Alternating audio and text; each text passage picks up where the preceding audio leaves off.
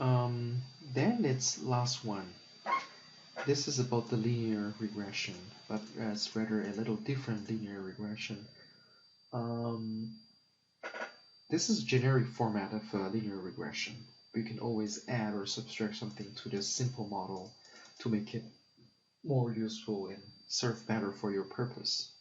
Okay, so it turns out that this is our model.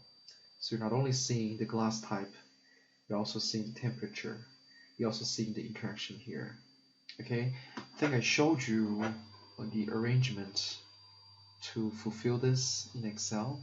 So you need to arrange your data properly. Okay, some of you made a mistake by modeling the data as is. Let's see if there's a solution. I don't have a solution at this point. But because we are going to readdress this technique later in the future, so I'm just gonna go over briefly what this is all about.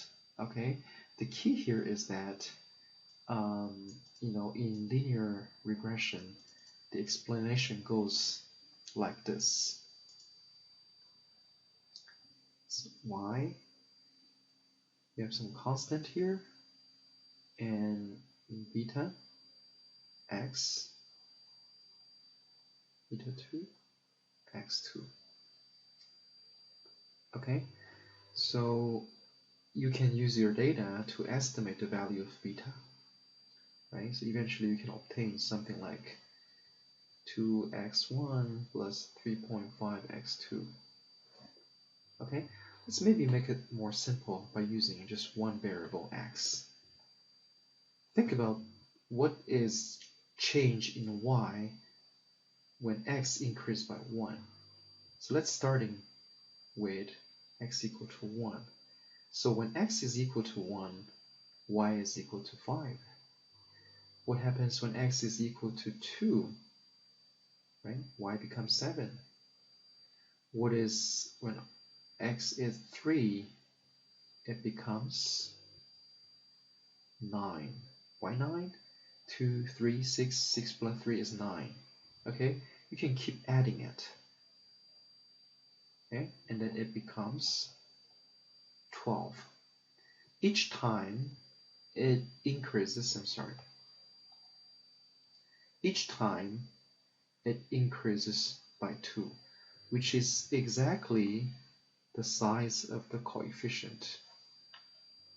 Okay? That is what makes the linear regression very, very useful. Because once you have obtained your coefficient, this started to explain the relationship between your response variable y and your explanatory or independent variable of x. Okay, so if you look at this particular model, the final estimation result is something look like this. Okay, something look like this. Where's my draw? Okay. So when you have this type of equation, when you increase glass type from 0 to 1, okay, from 0 to 1, quickly take a picture here.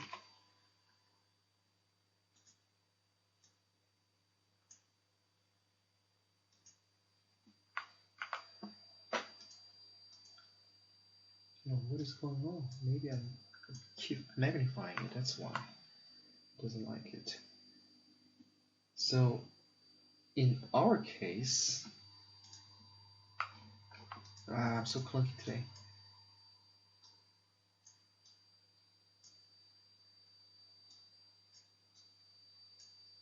Okay, so in fact in our case, glass tape can only take either 1 or 0 because of the setting we have implemented.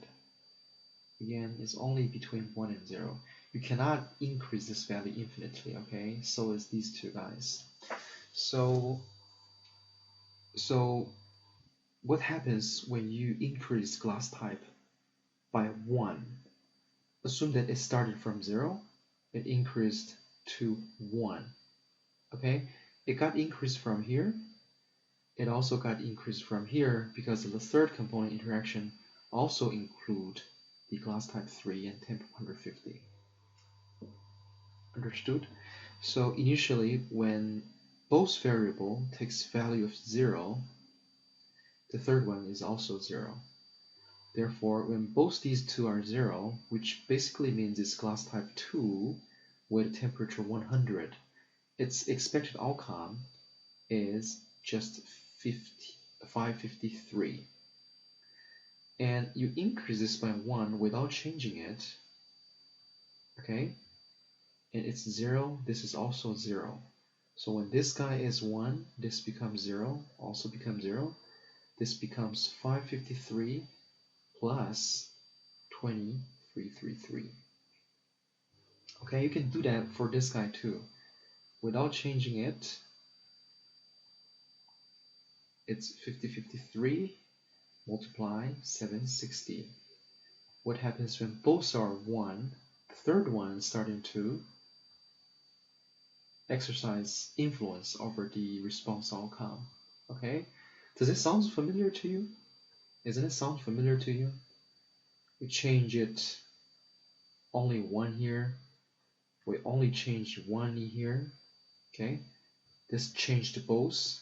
Therefore, synergy kicks into the effect. Okay, so this actually mimics the previous analysis on the interaction effect. Okay, so if you review these writings, that's basically what I have written.